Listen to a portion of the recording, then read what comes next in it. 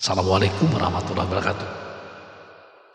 Ayus adalah manusia raksasa yang tumbuh dan berkembang di daerah Gunung Mantaruning. Si Ayus juga bisa terlihat oleh mata seperti kita biasa, tetapi si Ayus juga bisa menjadi tidak terlihat dan gaib. Itulah manusia raksasa dari Borneo, dari Kalimantan, dari Gunung Mantaruning. Kali ini kita akan menceritakan kelanjutan daripada cerita si Ayus yang setelah saya ceritakan beberapa waktu yang lalu. Terakhir terjadi pertarungan antara si Ayus dengan naga penjaga gua Sarang Walet. Kenapa si Ayus harus datang ke sana? Karena si Ayus diperintahkan oleh guru saktinya untuk mengambil sarang burung walet yang berwarna putih untuk akhir daripada pendidikan dia selama berguru kepada seorang nenek sakti. Setelah selesai dikalahkan naga, mati naga itu dengan kekuatan dan kekuatan dari sang raksasa ketika membelah mulutnya dan robek mulut naga, akhirnya mati. Ayus pun langsung masuk dalam gua mengambil sarang walet yang sesuai petunjuk sang nenek sakti gurunya itu. Kemudian sudah merasa cukup selesai, Ayus pun segera keluar karena tidak berbasa-basi lagi. Dia harus segera kembali ke rumah guru saktinya. Tetapi ketika berada sudah di luar, sudah melintasi muara gua, kemudian sudah menjauh, tiba-tiba si Ayus dipanggil oleh seseorang yang sangat mengejutkan buat dirinya. Kok tiba-tiba ada suara orang memanggilnya, siapakah gerangan ini? Lalu dia mencoba membalikkan tubuhnya menghadap ke belakang dan sangat kaget.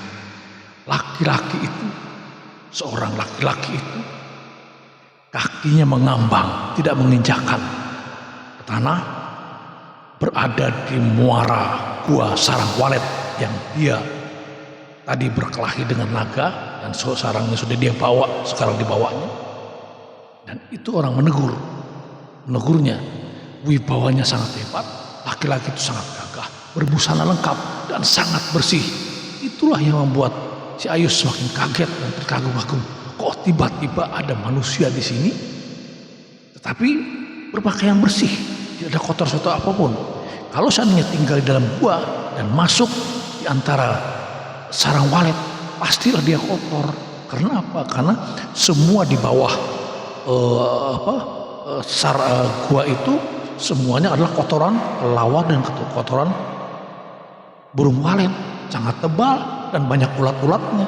Tidak mungkin dia sebersih itu. Terjadilah dialog.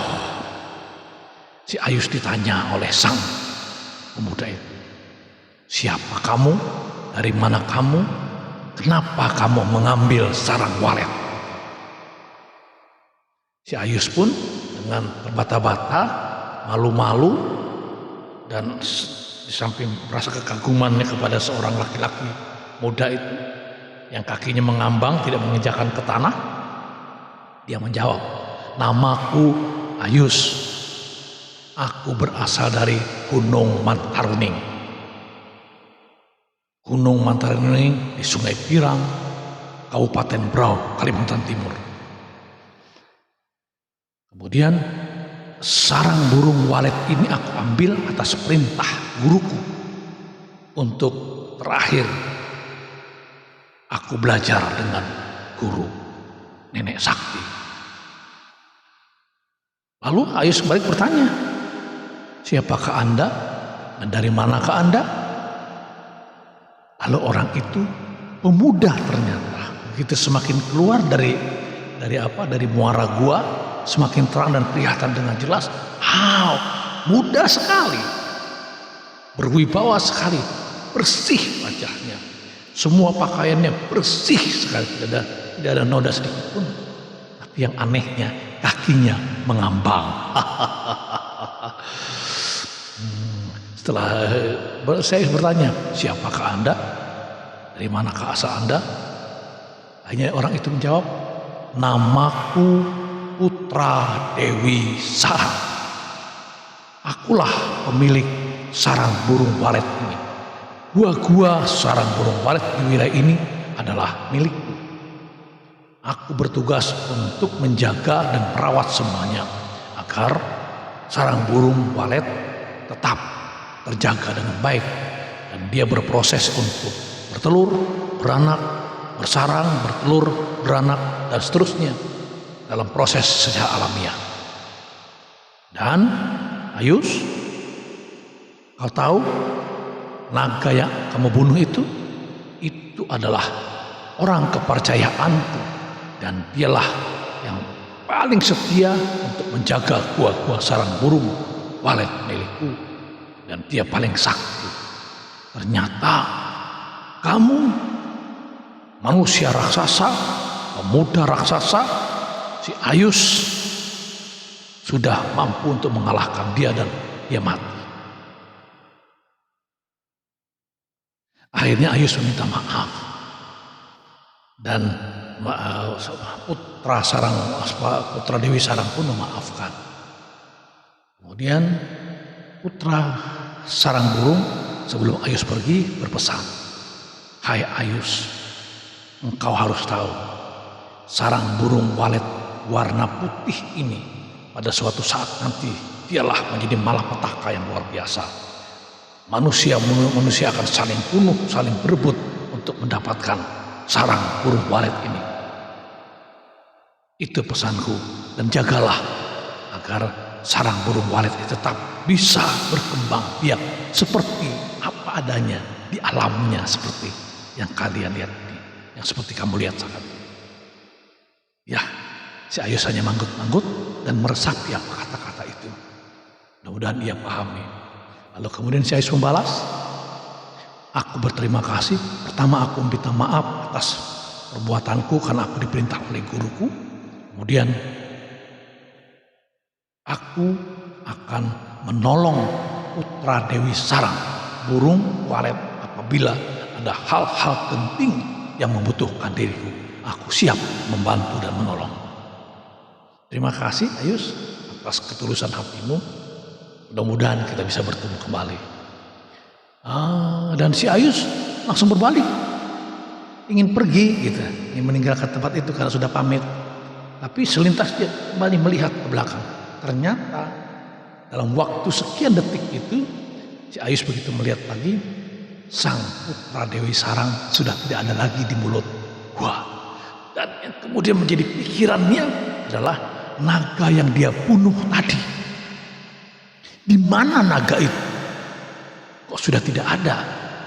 Bercak-bercak darahnya yang ketika aku koyak mulutnya tidak ada lagi. Siapakah yang mengangkatnya? Kalau seandainya mengangkatnya, kalau manusia biasa tidak mungkin bisa mengangkat. Ini pasti ada orang-orang sakti yang memindahkan sang naga. Itu menjadi pertanyaan sampai si Ayus pulang. Akhirnya sampailah si Ayus di rumah nenek sakti. Mulailah proses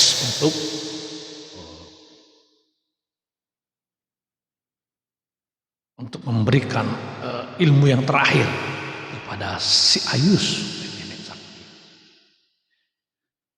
Lalu nenek sakti merebus semua sarang burung walet itu di wadah yang besar, dicampur dengan air lalu direbusnya. Kemudian nenek juga merebus daun pandan yang harum dalam satu wadah, direbusnya sampai mendidih. Kemudian nenek menyiapkan tikar yang cukup lebar untuk membungkus si Ayus sampai di kepalanya. Si Ayus duduk, kemudian ditutup dengan tikar beberapa lapis, dimasukkan daun pandan bersama rempah-rempah yang sudah dicampur di dalamnya ke dalam bungkusannya Ayus. Ayus ya kepanasan pasti kan? Ya, karena panas sekali, pengap. Tidak ada udara yang masuk. Setengah jam kemudian barulah bungkusan terbuka. Itu dikenal dengan batimung, untuk mengeluarkan semua kotoran, sampah-sampah kotor yang ada di sekujur tubuh, di kulit-kulit kita yang masih ada kotoran. Tujuan adalah membersihkan bagian luar tubuh si Ayus agar tidak tercemari lagi. Begitu keluar, si Ayus merasa, wow, segar sekali. Nafasnya menjadi segar, matanya menjadi cerah dan kuning terang, telinganya pendengarannya luar biasa, perasaannya pun wah, seperti itu setelah batimung. Kemudian pada kira-kira jam 3 subuh, si Ayus pun mulai dimandikan dengan rebusan sarang burung walet. Tapi sebelum itu dicoba dulu oleh nenek sakti. Yang rebus itu dia celupkan tangannya, kemudian dia angkat, dia celupkan lagi tangannya, dia angkat, aman. Sedikit pun tidak terkelupas di lengannya. Kemudian sebagai semangkuk kecil diambilkan oleh nenek sakti, buburnya itu, masakannya itu sudah mendidih, diberikan kepada si Ayus. Ayus pun langsung melahapnya, langsung plok plok plok plok plok plok, seperti tidak sadarkan diri. Padahal masih mengepul, sangat panas. Ternyata bibir Ayus tidak melepuh dan panas pun tidak terasa oleh mulutnya. Kemudian setelah itu barulah si Ayus didudukkan di batu besar dengan melonjorkan kaki lurus, lalu dengan mangkok yang besar dicidukkan begitu loh, cidukkan air yang bercampur dengan sarang burung walet itu disiramkan ke kepala, terus ke tubuhnya, terus sampai ke ujung kaki 7 kali, ciduk lagi, ciduk lagi, ciduk lagi 7 kali. Kemudian dibalas oleh nenek dari ujung kaki menuju ke kepala, ciduk lagi, ciduk lagi, ciduk lagi 7 kali. Kemudian masih lagi ternyata 7 kali lagi dari kepala ke kaki, berulang-ulang. Cuk, dari kepala, kemudian ambil lagi dari kaki, ambil lagi, ambil lagi, sampai 7 kali. Asap yang panas itu mendidih di seluruh tubuh si Ayus. Kalau seandainya si Ayus belum sakti, belum punya kekuatan tubuh yang luar biasa dari nenek sakti, tentulah tubuhnya akan melepuh dan hancur karena saking panasnya rebusan dari sarang burung walet bercampur dengan air. Kemudian diberi rempah-rempah agar rempah-rempah itu bisa meresap dalam tubuh Ayus, pembersihan bagian dalam. Selain dia memakan langsung buburnya, membersihkan bagian dalam, lalu dimandikan dengan itu juga bersihkan bagian dalam. Maka bersihlah sudah dari luar ditimung, kemudian dari dalam. Akhirnya setelah kira-kira setengah jam sudah dingin, 45 menit lebih dingin. Bubur-bubur yang menempel dari kepala sampai ke ujung kaki lalu diambillah oleh nenek pelan-pelan. Angkat pelan-pelan, dibersihkan, bersyukur mereka. Kulit Ayus tidak terkelupas, tapi sekarang kulit Ayus lebih bersih daripada dulu-dulunya. Itulah hasil pengujian terakhir dari nenek. Terakhirnya menjelang pagi, nenek pun bersiap-siap untuk mentransfer semua ilmunya ke dalam tubuh Ayus. Kemudian nenek secara diam-diam duduk di belakang Ayus, kemudian berdiri sedikit karena Ayus sangat tinggi, sangat besar. Kalau dia duduk terlalu jauh begini, akhirnya dia berdiri, barulah bagian belakang, bagian belikat Ayus ditempelkan tangannya. Setelah itu apa? Dengan mantra-mantranya ia mencoba untuk memasukkan seluruh ilmunya ke dalam tubuh Ayus.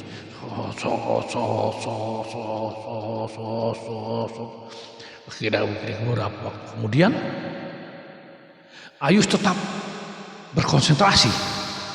Guru berkonsentrasi, Ayus juga berkonsentrasi untuk menerima transfer ilmu itu. dalam konsentrasi ketika nenek itu sudah selesai memberikan transferan, Ayus tetap berkonsentrasi. Tidak sadar bahwasanya sang nenek tua sakti itu sudah memberikan ilmunya semua ke dalam tubuh Ayus, dan dia pun melemah dan tidak berdaya, dan kemudian rubuh di belakang Ayus, mati. Setelah beberapa waktu Ayus baru sadar, dan kemudian dia membuka matanya dan dia membalikkan tubuhnya ke belakang. Ternyata sang nenek sudah mati. Dia merasa ingin sedih, tapi tidak sempat meneteskan air mata, tidak sempat bersedih hati. Sang nenek tadi pelan-pelan mengeluarkan asap hijau, biru, merah, kemudian putih. Setelah putih, akhirnya tubuh sang nenek melebur, dan kemudian hilang tanpa bekas. Jadi sang nenek mati, kemudian hilang tanpa bekas, gaib kembali seperti sedia kala. Begitulah cerita kedua dari cerita si Ayus putra limpa raksasa. Mudah-mudahan kisah ini menginspirasi semuanya buat kita semua, karena cerita ini benar-benar berasal dari Kabupaten Berau, Gunung Manta Runing di Sungai Pira. Terima kasih. Assalamualaikum warahmatullahi wabarakatuh.